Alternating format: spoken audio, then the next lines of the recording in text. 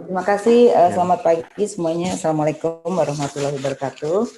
Ya, hari ini tadi saya sudah mendengarkan dua narasumber sudah menyampaikan terkait dengan berbagai hal terkait dengan PEN itu sendiri, ya, kemudian bagaimana APBN. Nah, saya sekarang akan menyampaikan, sebentar ya, terkait dengan, halo? Sebentar, share screen-nya lagi.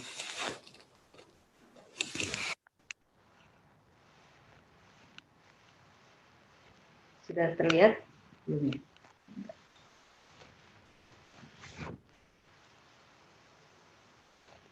Sudah terlihat belum ya? Belum, PPT-nya belum, Bu. PPT-nya belum ya? Ya. Saya ulang ya. Bentar.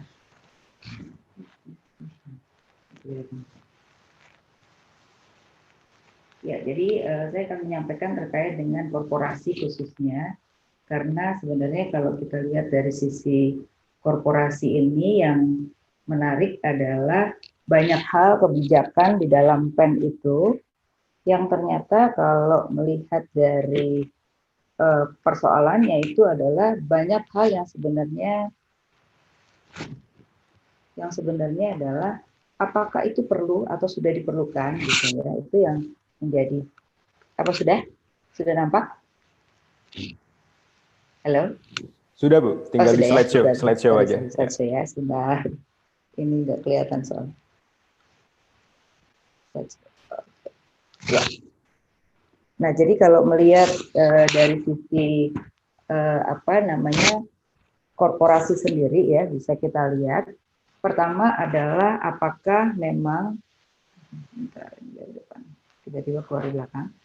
Jadi anggarannya cukup banyak, cuman memang pada tataran implementasi, terutama di anggaran PEN ini sendiri, itu ternyata banyak problema yang dihadapi ya.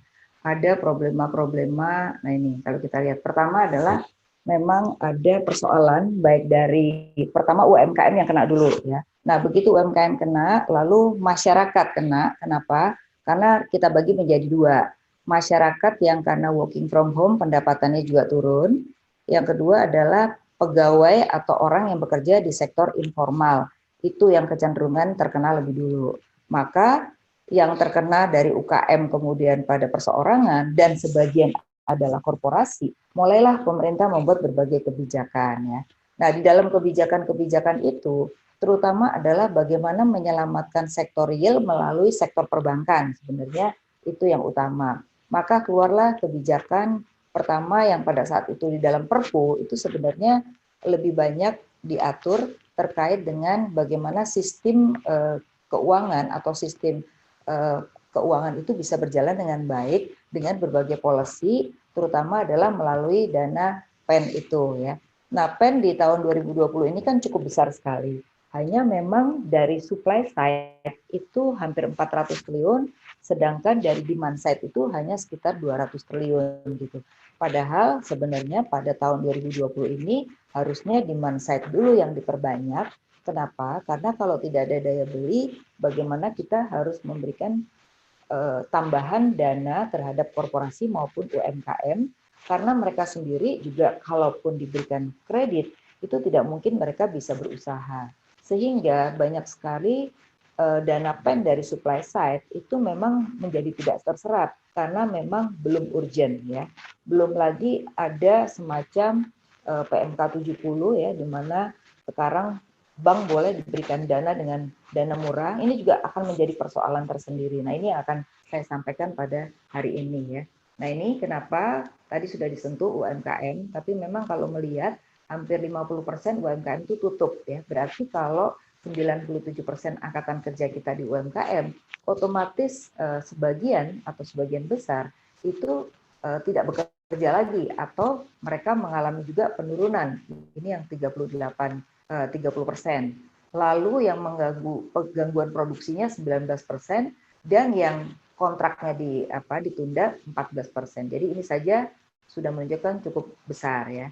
Nah, dengan kebijakan tersebut, maka yang dilakukan yang paling mungkin itu sebenarnya adalah ini. Maka ketika sampai dengan Juli, itu restrukturisasi sudah sekitar 700 triliun dari target yang dianggarkan oleh pemerintah itu sekitar 1.075 triliun ya untuk restru. Tapi sekarang baru terlaksana sekitar 700 lebih, hampir 800 triliun.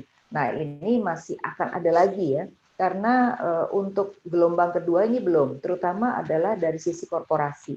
Korporasi sebagian sudah minta, terutama adalah yang menengah, tapi korporasi yang besar-besar masih bisa bertahan karena mereka itu masih mempunyai cadangan anggaran untuk paling tidak beroperasi atau mempertahankan karyawannya untuk tidak langsung di PHK. Nah, kemungkinan di bulan September ini itu akan terlihat ya, korporasi yang bertahan atau korporasi yang memang sudah sulit untuk bertahan ya, sehingga kemungkinan restrukturisasi ini belum akan berhenti ya. Nah, berikutnya lagi juga kemungkinan banyak restrukturisasi yang tidak langsung diberikan sampai tahun depan. Ada yang diberikan 3 bulan dulu, kemudian nanti diperpanjang lagi ya. Terutama di kendaraan bermotor itu para pemberi kreditnya atau pembiayaan itu tidak berani langsung jangka panjang karena menurut mereka bisa jadi barangnya sudah hilang gitu ya. Makanya mereka biasanya kecenderungannya dikasih 3 bulan, nanti diperpanjang lagi gitu. Jadi artinya apa? Ini jumlah ini juga akan ada tambahan karena nanti ada juga yang perpanjangan begitu ya. Nah, kemudian kalau kita lihat dari APBN ya, dana PEN untuk 2021 jauh lebih rendah dibandingkan tahun 2020 ya.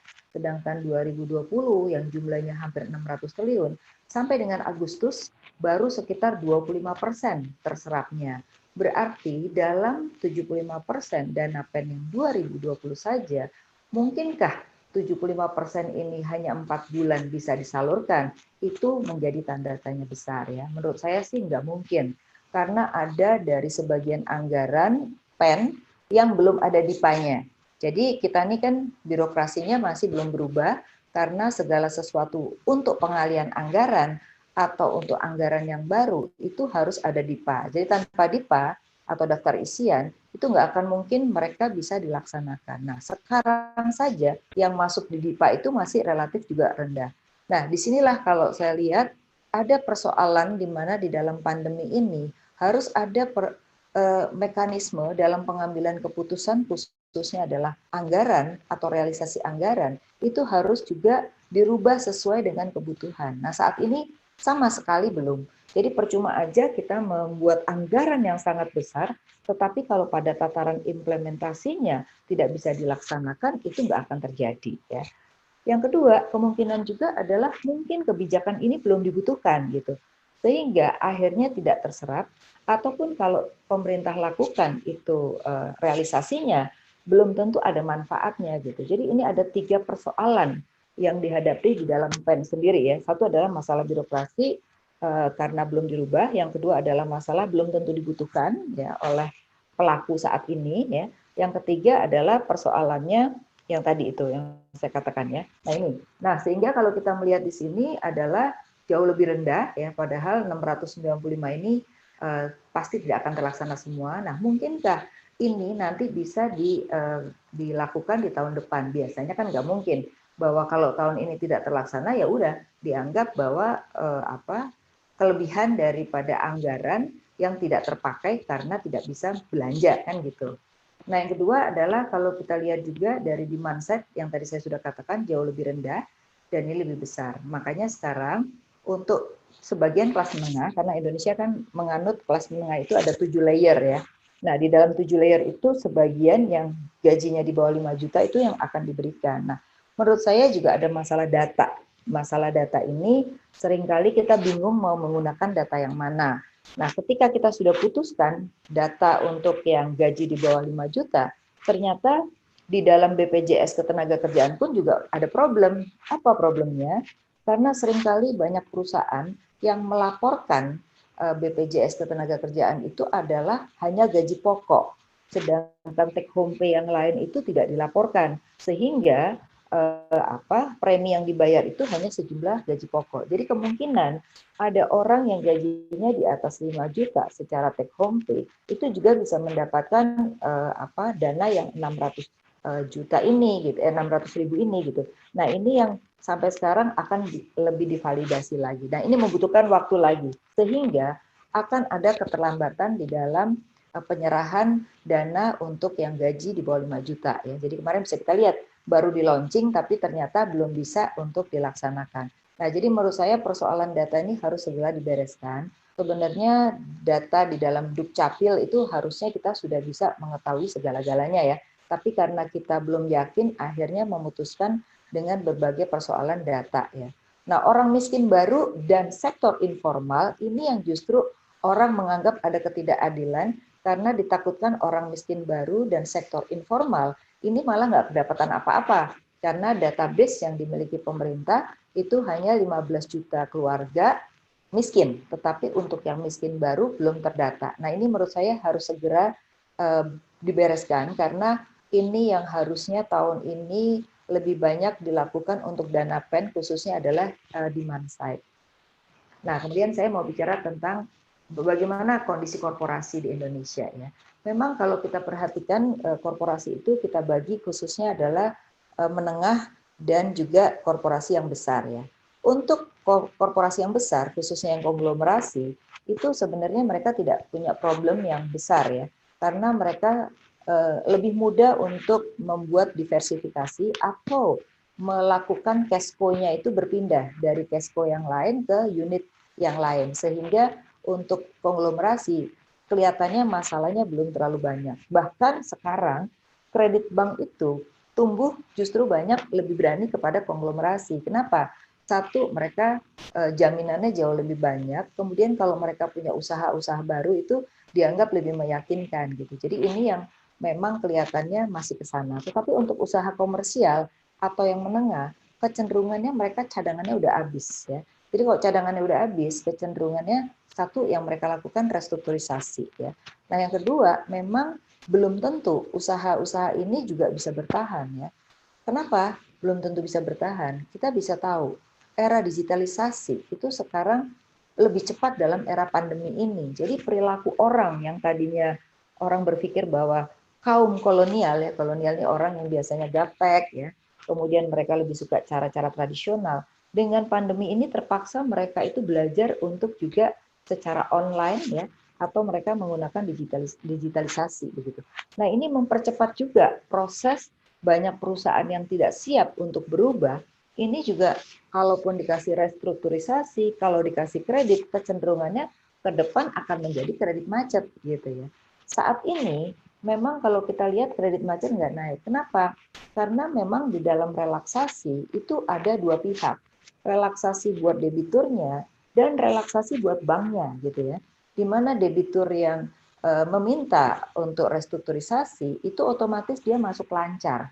Jadi otomatis kebanyakan kategori NPL-nya nggak akan naik gitu karena itu relaksasi. Tetapi ketika kita perpanjang relaksasi itu misalnya sampai 2022 karena statement dari Menko Perekonomian dan OJK juga sudah ada bahwa akan diperpanjang dari April 2021 menjadi April 2022, maka kecenderungannya adalah yang harus diwaspadai adalah ketika 2022 selesai relaksasi, disitulah baru NPL akan naik. Ya. Kenapa? Karena kecenderungan belum tentu perusahaan itu yang dikasih restrukturisasi itu sudah punya kemampuan atau memang mereka seterusnya sudah tidak punya kemampuan gitu. Jadi memang di sini diperlukan antar regulator itu untuk juga memperhatikan pasca relaksasi ya. Karena namanya relaksasi kan adalah hal-hal yang enak dalam waktu sementara gitu ya. Tapi setelah itu juga menjadi catatan penting bagi debitur ya, khususnya di dalam perusahaan-perusahaan di Indonesia yang saya lihat ini akan banyak kecenderungannya justru perusahaan-perusahaan yang lama-lama ini sulit bertahan karena mereka tidak punya pembaruan dalam research and development, dalam pembaruan produk. Nah, ini yang mungkin harus dicermati secara baik ya. Sedangkan UMKM sebenarnya memang dia paling mudah entry barrier-nya karena organisasinya kecil gitu. Tetapi juga tidak semua UMKM ini bisa bertahan. Makanya UMKM ke depan, mungkin sistemnya harus kita cari jalan di mana mereka harus digabungkan atau menjadi supply chain dengan perusahaan-perusahaan agar mereka menjadi satu kesatuan dengan usaha-usaha dan mereka bisa mendapatkan nilai tambah gitu ya. Nah, saya mau tunjukkan apa sih sebenarnya yang menjadi problem di dalam sektor korporasi ini. Nah ini yang paling penting ya. Jadi pertama adalah di dalam restrukturisasi ini sebenarnya perbankan itu dijanjikan bahwa kalau Anda berikan restrukturisasi maka akan mendapatkan dana dari pemerintah melalui PMK 65. Tapi sampai hari ini belum ya, yaitu tidak ada yang namanya bank peserta dan bank pelaksana, tapi kemudian diganti menjadi bank mitra. Dan sekarang akhirnya pemerintah sendiri yang akan langsung memberikan likuiditas kepada bank-bank.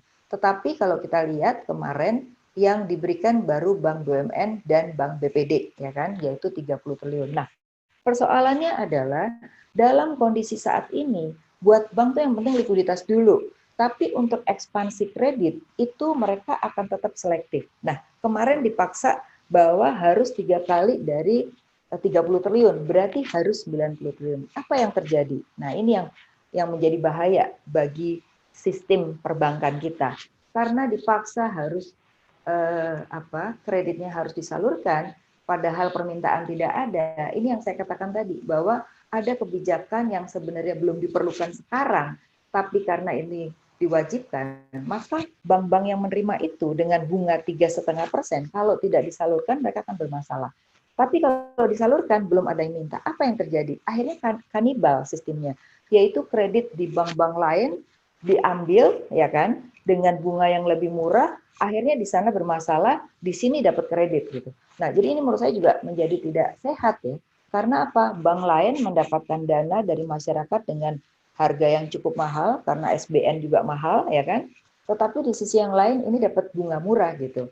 Nah, jadi akhirnya ekspansilah besar-besaran. Nah, akhirnya apa bahayanya? Yang pertama adalah tidak berefek pada ekonomi. Kenapa? Karena kanibal itu kan hanya mengambil kredit dari bank lain gitu ya, tetapi tidak ada multiplier efek ekonominya, sehingga target pemerintah tidak akan tercapai. Itu yang harus menjadi catatan. Ya. Yang kedua, kenapa swasta nggak mau ikutan? Karena swasta melihat belum ada potensi permintaan. Kalau saya minta kredit dengan minta dari pemerintah bunga murah, tidak bisa disalurkan, kena juga karena itu uang negara, kan gitu. Jadi kalau kita lihat tidak banyak yang minta, itu satu ya. Yang kedua, akhirnya yang diambil alih hanya karena pemindahan, dia dapat jaminan 80%. Karena pemerintah menjamin sampai dengan kredit 1 triliun ya melalui LPEI yang untuk korporasi, sedangkan yang UMKM itu melalui Jamprindo atau Astrindo, otomatis kan pemerintah bayar premi kan. Nah, padahal bayar premi untuk penjaminan yang ekonominya nggak ada yang jalan karena bukan merupakan kredit baru. Ya. Mungkin kredit baru bagi yang ngambil alih gitu, tapi tidak ada efek bagi ekonomi karena tidak ada aktivitas dalam ekonomi gitu. Jadi ini menurut saya juga harus menjadi evaluasi pemerintah bahwa dana PEN ini sebaiknya memang di-mindset dulu lah untuk tahun ini ya, terutama di kelas menengah dan UMKM itu yang kalau perlu ultamriko nggak usah suruh minjem lah, kasih aja duit dulu gitu, karena memang itu yang dibutuhkan. Nah itu, jadi artinya ini yang pertama ini adalah walaupun BUMN mau langsung pemerintah mau ngasih ke BUMN dan swasta, ternyata swasta tidak banyak minat ya, apalagi itu menyangkut uang negara, buat swasta itu tidak nyaman ya, itu juga menjadi catatan. Yang kedua, bank swasta ya belum banyak mengakui, ini tadi saya bilang, satu kredit masih rendah, khawatir tidak dapat eksekusi dana yang diperoleh dari pemerintah. Penjaminan dana bunga rendah memiliki resiko bagi usaha debitur dan resiko keuangan negara. Ini yang tadi saya katakan. Yang ketiga, karena diberikan dana yang besar kepada bank dengan bunga murah, tadi sistem kanibalisme ini ya, ini yang ditakutkan. Akhirnya jadi cuma mindahin kredit dengan bunga murah dan malah dapat jaminan, tapi efek ekonominya sama sekali tidak ada. Nah ini dana 80% dijamin, padahal pemerintah harus bayar dana untuk premi penjaminan kepada 3 perusahaan, Jamprindo, Astrindo, dan LPI. Jadi menurut saya mungkin ini baru dibutuhkan tahun depan ya. Tahun depan pun mungkin juga tidak bulan Januari, mungkin masih bulan Juni gitu ya, karena memang selektif sekali, jadi nggak bisa otomatis diminta untuk target pada penyaluran yang besar. Tetapi memang saat ini bank pun sangat selektif di dalam memberikan kredit. Ya. Bu, 2 menit lagi, Bu. Oke, ya sedikit lagi saya udah akhir. Nah kemudian di sini kalau kita lihat juga BUMN ada dana talangan, pemerintah bayar utang, ini juga nggak efek pada ekonomi sebenarnya. Kenapa? Karena ini pemerintah ngutang pada BUMN yang sekarang baru dibayar gitu, tapi ini dimasukin ke dana PEN ya. Kemudian kita lihat ini juga ya. Jadi ini semua menurut saya tidak efek langsung pada ekonomi gitu. Hanya ini sekadar pemerintah menolong BUMN gitu ya, yang non bank gitu. Ini juga menurut saya perlu ditinjau ya sejauh mana sih sebenarnya dana PEN itu yang harus ada percepatan kepada ekonomi ya.